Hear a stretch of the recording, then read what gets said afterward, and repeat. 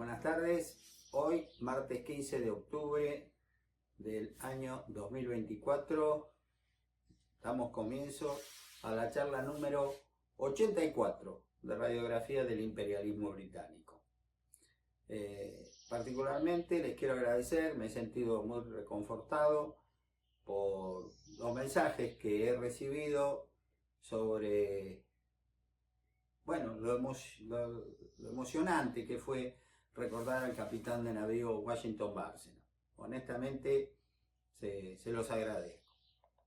Bien, hoy voy a contarles, mis queridos amigos, una gloriosa página de nuestra historia que lamentablemente es prácticamente desconocida, que es el heroico, el glorioso combate de Carmen de Patagones, el combate del Cerro de la Caballada, donde un grupo de pobladores, respaldando a una pequeña guarnición militar, lograron vencer a una poderosísima expedición brasileña que fue enviada allí para destruir ese poblado que era el puerto de recalada de los corsarios argentinos que luchaban contra el imperio brasileño, porque ya las fuerzas del almirante Brown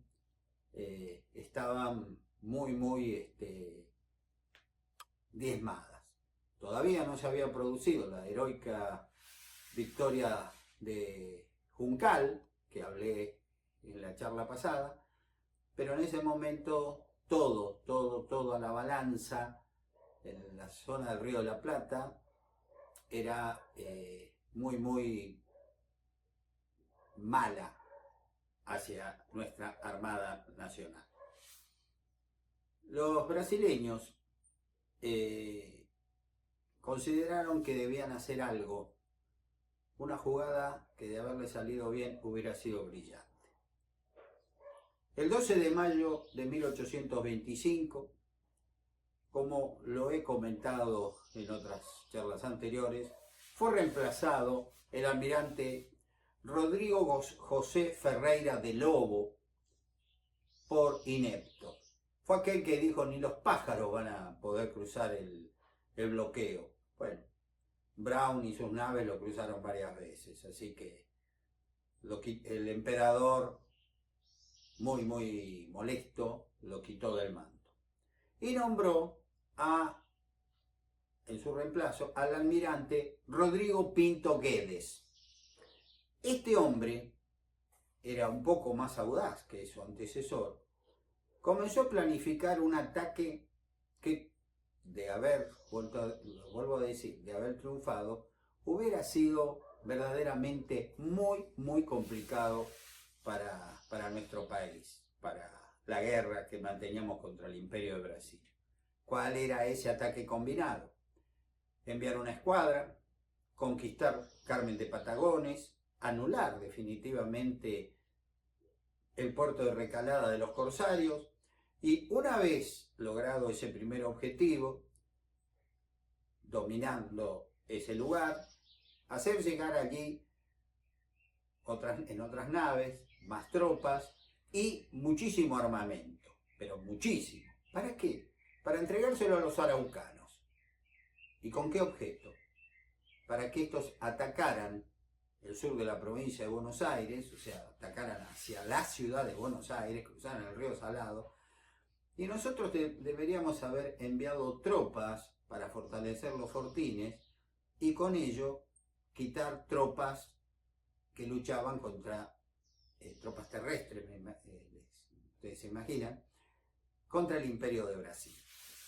Así fue que se planificó ese ataque y ya a principios de 1825, el ministro de Guerra y Marina, general Juan Ramón Balcarce, dio a conocer al gobierno que ya algo de eso se había detectado. El servicio de espionaje argentino, destacado en Montevideo y aún en la propia ciudad de Río de Janeiro, era muy, muy eficiente, pero muchísimo. Pero a veces también, aparte de su eficiencia, tenía una gran colaboración del servicio de espionaje británico. ¿Y por qué estaban a favor nuestro? No, ellos estaban a favor de ellos. De pronto le mandaban datos a los brasileños y de pronto compartían datos que ellos tenían con los argentinos. ¿Para qué? Para que nos desangráramos en una guerra cuasi fratricida entre argentinos y brasileños, porque así ellos iban a lograr su objetivo de máxima, la creación de un estado tapón entre las dos superpotencias sudamericanas, Argentina y Brasil. Y lo van a lograr, porque al fin de esta contienda se va a crear el estado de Montevideo, que luego va su nombre a derivar en República Oriental del Uruguay. Pero para eso falta mucho. Volvamos entonces a la planificación del ataque. Que vuelvo a repetir, fue detectado por el general Balcarce, por el general Alvear y por el general Lucio Víctor Mansilla. Era una jugada magistral y muy peligrosa. Ocupar, conquistar Carmen de Patagones y luego armar con poderosas armas de fuego a los araucanos y bueno, los malones que se hubieran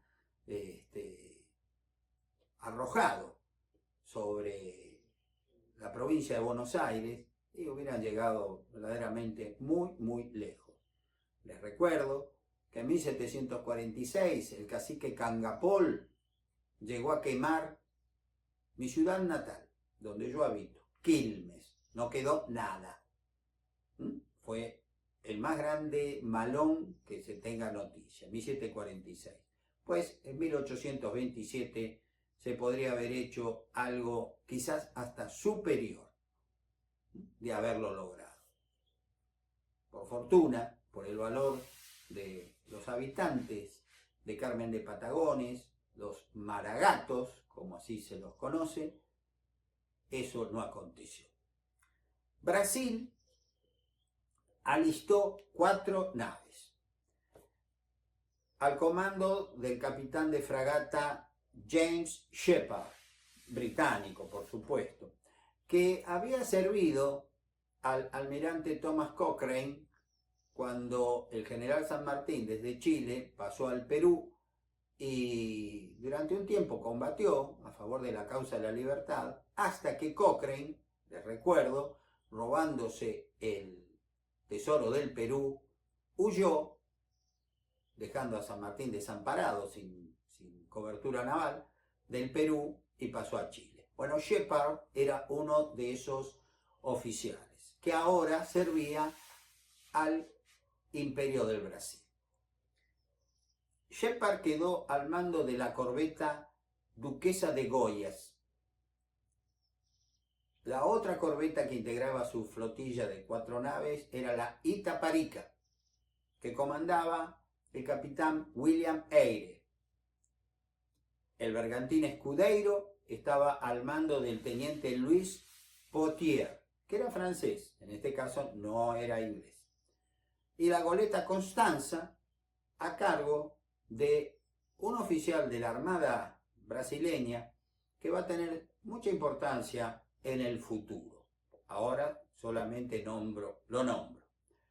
Joaquín Marqués Lisboa.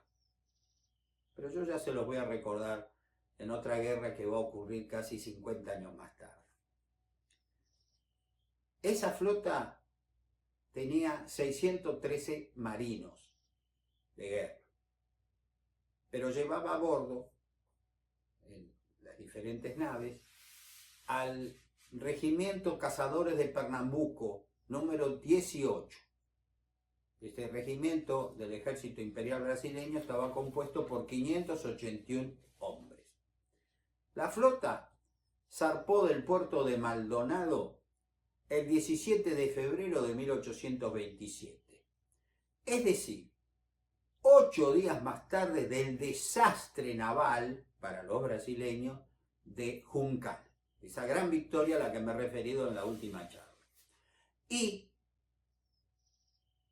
3 días antes de la derrota terrestre y terrible derrota de Ituzaingó, a la cual ya me voy a referir en su oportunidad. Ellos no sabían nada de lo que había acontecido en Juncal y por supuesto menos de lo que iba a ocurrir en Ituzaingó. Se hicieron a la mar y yo en la obra relato cómo se fundó Carmen de Patagones con todos los detalles. Llegó a ser en su momento, hasta que nos hicimos cargo de las Islas Malvinas, la población más austral del mundo. Y luego ese honor le correspondió a Puerto Luis, que nosotros denominamos Puerto Soledad, en la época de los españoles, en Malvinas. Hubo una torre, se erigió una torre de un campanario muy importante, que aún hoy existe, lo cual es verdaderamente una belleza, para los que nos gusta la historia, ver una edificación de la época, que servía de atalaya para ver los barcos que venían remontando el Río Negro y o las pampas circunvecinas por algún eventual ataque araucano, porque eran las tribus pampas estaban dominadas ya por los araucanos, así que las podemos denominar como tales. En 1827 estaba al mando de la pequeña guarnición el comandante Martín Lacarra. Como dije, era muy pequeña, tenía 153 milicianos prácticamente, de los cuales solo 43 eran veteranos. Los otros estaban como conchavados.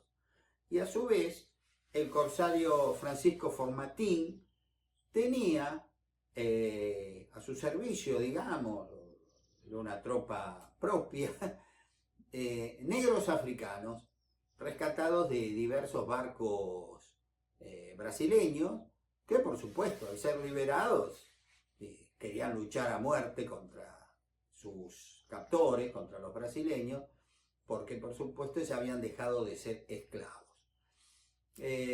Vuelvo a repetir una vez más que no considero atinado esta moda que se puso hace un tiempito de decir, en vez de negro o negro africano, esclavo negro, afroamericano. Eso es un invento estadounidense que lo crearon cuando tuvieron al presidente Obama de presidente. En vez de decir un presidente negro, que es negro, porque no hay una raza afroamericana, inventaron esa palabra. Como muchos la repiten, yo no la repito. Pero no vean en eso algo despectivo hacia la raza negra. Al contrario, yo los respeto, los admiro e hicieron muchísimo por nuestra patria. Recuerden que los regimientos 7 y 8 de infantería que cruzaron los Andes y lucharon valerosamente en Chacabuco estaban integrados casi en su totalidad por negros libertos. Y el general San Martín, al efectuar el segundo cruce de los Andes de Santiago hacia Mendoza, pasó por donde se había librado la batalla de Chacabuco y viendo el túmulo donde habían sido enterrados estos hombres, pronunció su célebre frase: pobres negros. Para algunos la habría completado como diciendo: llevaron la peor parte. Sé que dijo pobres negros, lo demás honestamente no lo sé. Bueno, ya teníamos 10 milicianos que había enviado el coronel Francisco Rauch con mucho armamento hacia Carmen de Patagones, porque, vuelvo a repetir, nuestro servicio de inteligencia detectó la invasión brasileña sobre Carmen de Patagones. Pero no se podía hacer nada. Buenos Aires no tenía los medios para enviar barcos a reforzar ese lugar. Y por tierra hubieran tardado varias semanas. Así que quedaron librados a su suerte. A su vez, el capitán explorador José Luis Molina, que es una persona con sus claros y oscuros, digamos, porque combatió valientemente en Carmen de Patagones, pero anteriormente comandó un gran malón con indios araucanos que destruyó el poblado de Dolores. Así que yo lo voy a mostrar. Hay una placa en la Catedral de Carmen de Patagones donde figuran los héroes de la jornada. Molina no figura. No figura. La artillería que tenía el fuerte era vieja y escasa, pero en conocimiento que podía sufrir un ataque, se desmontaron algunos cañones y se pusieron 4 en el Cerro de la Caballada, que es un promontorio que domina el río, es un lugar hoy muy, muy bonito, donde hay una pirámide. Yo la visité en su oportunidad, verdaderamente un paisaje muy, muy, muy bonito. Es una, Carmen de Patagones y Viedma es como una sola ciudad, la divide el río, la une el río, como ustedes lo quieran decir. La verdad que son 2 ciudades muy, muy bonitas. Yo tengo un gran cariño, un gran aprecio y verdaderamente son bonitas. Y ni les cuento lo que es el balneario El Cóndor, ¿no? Una belleza. Aguas cálidas, en el mar argentino no lo podemos creer. La cuestión que esta artillería se emplaza ahí y en la estancia de Rial. Nosotros teníamos pocos barcos, el Oriental Argentino, la Sumaca Bella Flor, las balleneras Hijo de Julio e Hijo de Mayo, y una corbeta en reparaciones que era la Chacabuco. En total había 330 corsarios de distintas nacionalidades, la mayoría de ellos estadounidenses y británicos, franceses e ingleses, que estaban decididos a luchar por nuestro país. El domingo 25 de febrero se dio la primera voz de alarma. El práctico de la boca de la entrada del Río Negro, Guillermo White, cuyo padre había integrado la red de espionaje de James Burke en 1807, o sea, 20 años antes, ya me he referido a ese tema, vio una goleta con bandera estadounidense. A las horas detectó 3 barcos más. Se había llegado la invasión. Pero estos, él dijo, estos son los barcos brasileños. Los estaban esperando. Estos barcos, hay un cuadro muy hermoso que ustedes van a ver, que yo fotografié en el Museo Regional Emma Nossi de Carmen de Patagones, donde se muestra el avance de esas naves. En primer lugar está el bergantín Escudeiro, en el segundo la corbeta Itaparica, en tercer la corbeta Duquesa de Goyas y luego la goleta Constanza. Esos barcos en esos momentos, era costumbre en la época, haciendo trampa, enarbolaban la bandera argentina. Apenas pudieron entrar un poco por el río, viendo los cañones que estaban ubicados en la costa, cañonearon y destruyeron a la mayoría, pero lograron impactar esto en el Escudeiro. El Escudeiro sufrió el fuego de nuestra artillería. Queriendo evitar el fuego enemigo y teniendo un práctico a bordo que era un gran charlatán, por no decir otra cosa, va a encallar la fragata Duquesa de Goyas y va a ser protegida por la goleta Constanza. Para colmo de males, de la mala suerte, al otro día se desata una tempestad y el buque insignia más importante, la Duquesa de Goya, se va a hundir. O sea, de 4 naves ya les quedan 3. El 3 de marzo aconteció eso. Las tripulaciones fueron desembarcadas, ¿no? Era mucha la gente que llevaban a bordo, pero por efectos de ese temporal fallecieron unas 39 personas, 39 marinos brasileños se ahogaron. La Constanza comenzó a navegar río arriba, un barco más chico, seguido por el Itaparica, la fragata Itaparica, pero como esta tenía mayor calado y el río Negro era muy difícil de remontar, porque era un río de aluvión, o sea que cambiaba el curso del canal, va a encallar. La Itaparica no se puede mover más. Y con eso taponó a la Escudeiro. Bueno, no les voy a contar todos los detalles porque leyéndolo uno lo entiende, explicándolo posiblemente va a ser un mareo. Quedan las dos pequeñas naves brasileñas libradas para atacar. Se van a hostilizar el avance de esas naves brasileñas, se les hace sentir el rigor de que los estamos esperando. Entonces el capitán de fragata Shepard, el comandante de la operación, decide desembarcar con arriba de 300, 350 hombres, después se van a agregar otros más, y marchar por un monte de Chañares sobre Carmen de Patagones para dominar la situación. O sea, ya la sorpresa se ha perdido, pero bueno. Pero vamos a marchar de noche no nos van a ver, no nos van a sentir. No contaban con unos aliados que nosotros tuvimos, unos aliados alados. En ese monte de Chañar anidaban o pernoctaban los queridos loros patagónicos.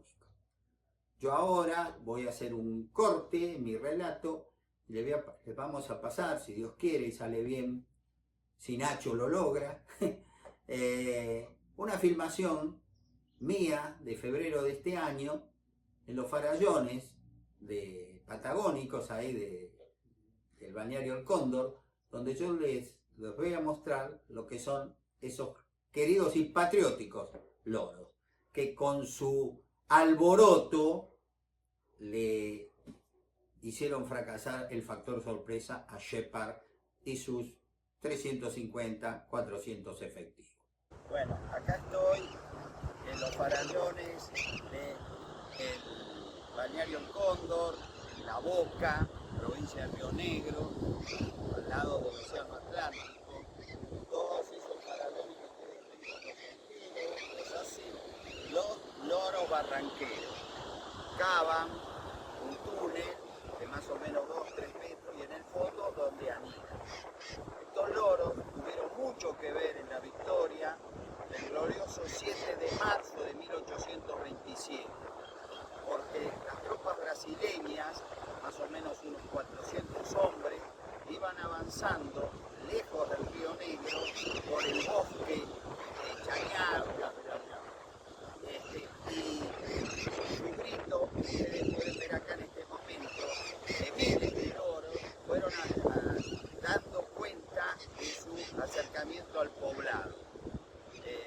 Cuando las tropas fueron detectadas, subieron por el llamado Cerro de la Caballada, los dejaron subir y apenas subieron cargó nuestra caballería gaucha y nuestros corsarios los cañonearon. Así, entre dos fuegos, alertados por los loros, los gloriosos y patrióticos loros barranqueros, las tropas brasileñas fueron diezmadas. Murieron 100 brasileños y se capturaron más o menos 300 y pico prisioneros. Entre ellos, el que murió, le pegaron un tiro acá en la garganta, fue el capitán inglés al servicio del imperio brasileño, James Shepard.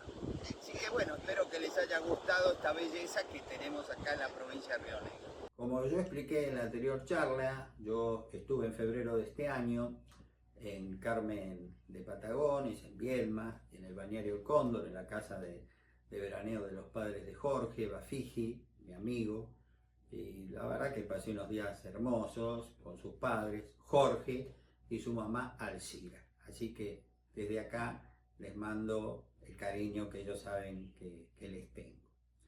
En una visita que hicimos, una recorrida, con el director del Museo Regional Emma Nossi, Jorge Bustos,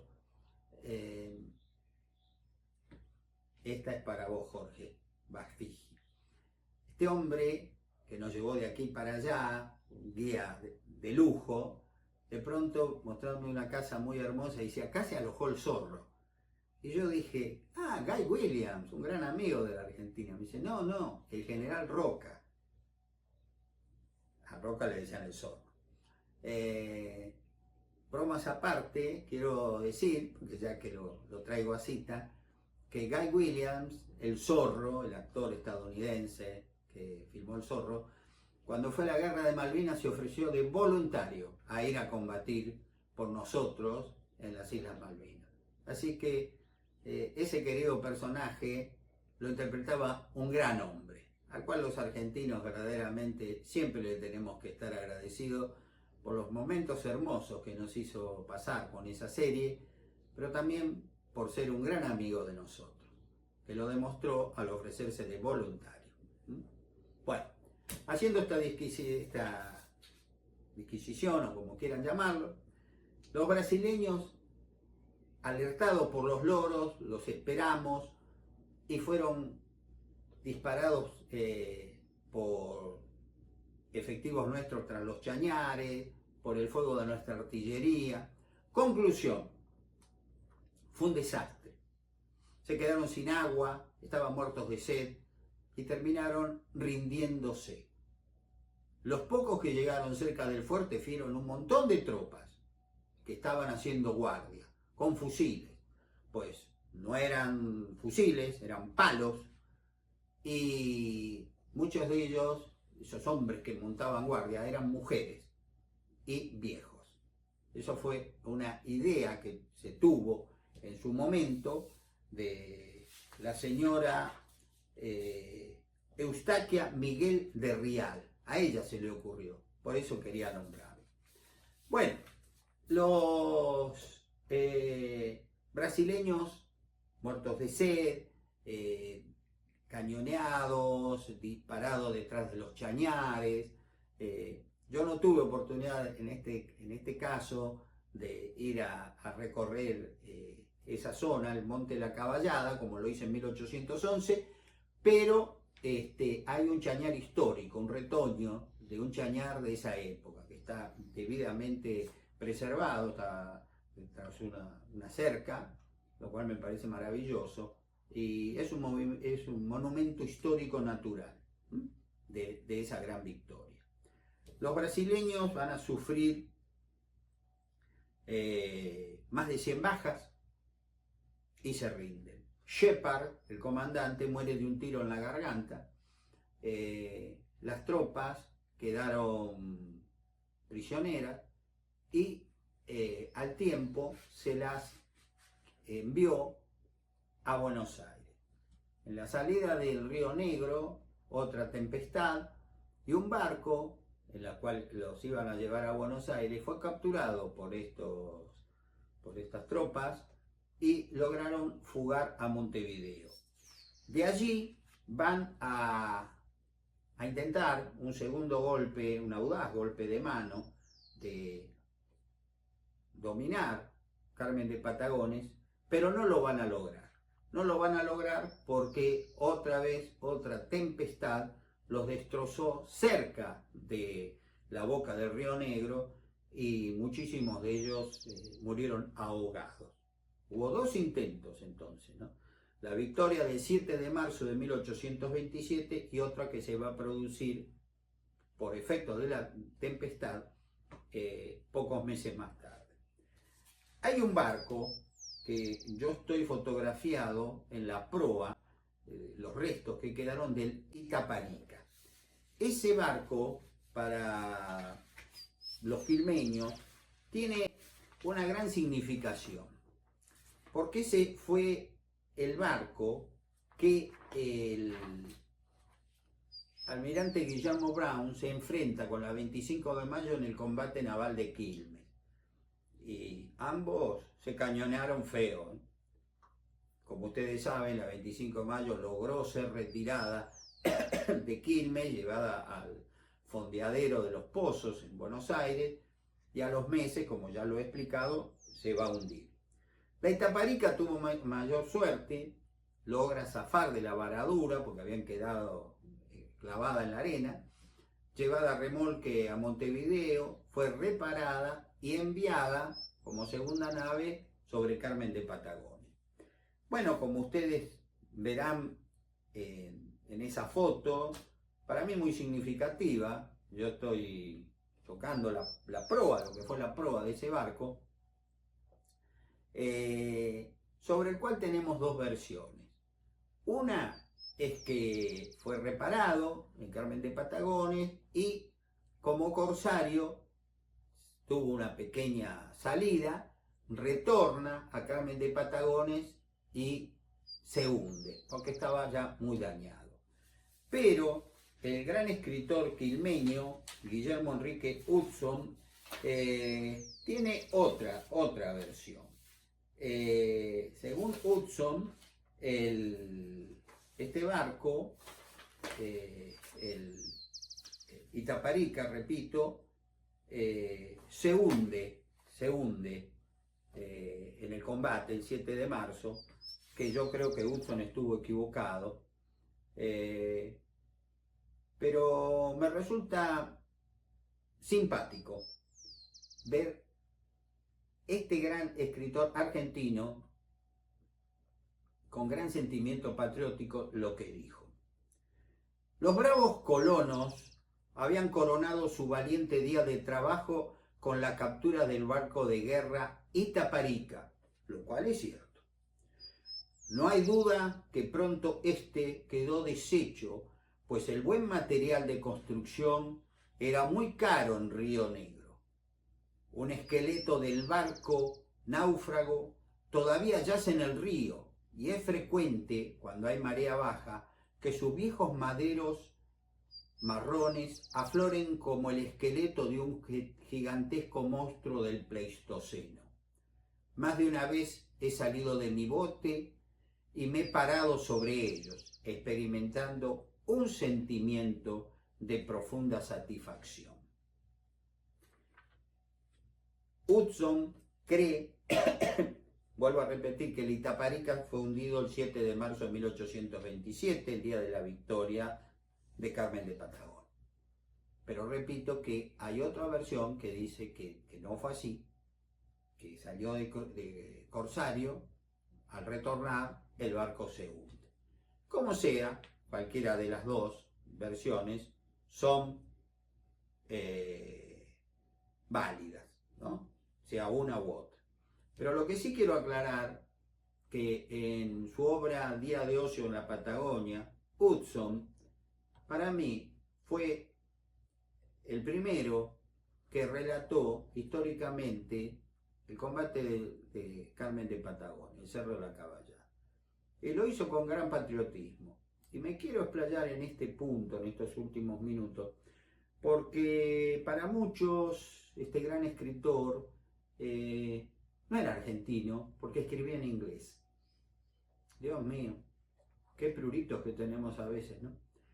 Nació en la estanzuela Los 25 Embúes, en el viejo partido de Quilmes, del cual por supuesto yo estoy muy orgulloso, de que uno de los más grandes escritores argentinos sea quilmeño, y el 4 de agosto de 1841. Y con el tema de que escribía en inglés, sus padres eran estadounidenses. Los pocos maestros que tuvo en la inmensidad de la nada, que era la Pampa, en la zona luego de Chascomús, en un establecimiento llamado Las Acacias, eran todos hombres de habla inglesa. ¿Qué idioma querían que escribiera? Hudson sabía hablar el castellano y seguramente también lo sabía escribir. Pero estando en Londres, en Inglaterra, donde se fue a los 33 años hasta su muerte, cuando toda la obra hermosa que escribió la hizo en inglés, y no por eso considerarlo que no es un escritor argentino, bueno, pero así andamos. A este hombre le debemos que fue el primero que habló del heroico combate del Cerro de la Caballada, del combate de Carmen de Patagones. Como resultado de esa victoria se capturaron 7 banderas brasileñas. Lamentablemente, en un lugar en los cuales se las preservaba, se produjo un incendio y fueron destruidas por el fuego 5 de ellas. Las 2 restantes que quedan se encuentran en la Catedral de Carmen de Patagones, que es verdaderamente un templo precioso y que creo que todo argentino de bien debería conocer. Y al ver el tamaño de esas banderas imperiales brasileñas, la verdad, uno se siente muy chico y ve la proeza que hicieron ese grupo de argentinos que lamentablemente, vuelvo a repetir, casi nadie conoce. A mí me hubiera gustado en esta oportunidad en febrero filmarlas. Teníamos preparado, digamos, el día en que íbamos a ir, pero bueno, mi rodilla, el dolor que tenía me hizo abortar la filmación y tuve que regresar a los pagos, a mi casa.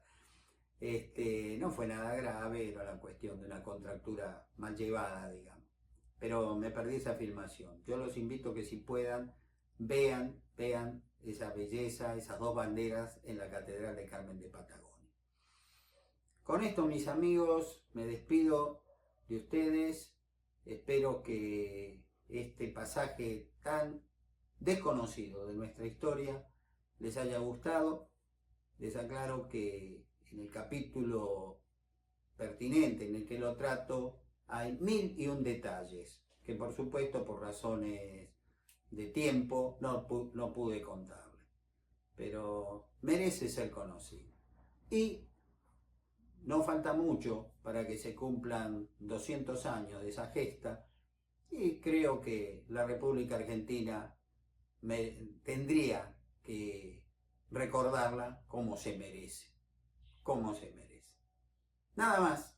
Muchísimas gracias por su atención. Si Dios quiere, nos veremos muy pronto.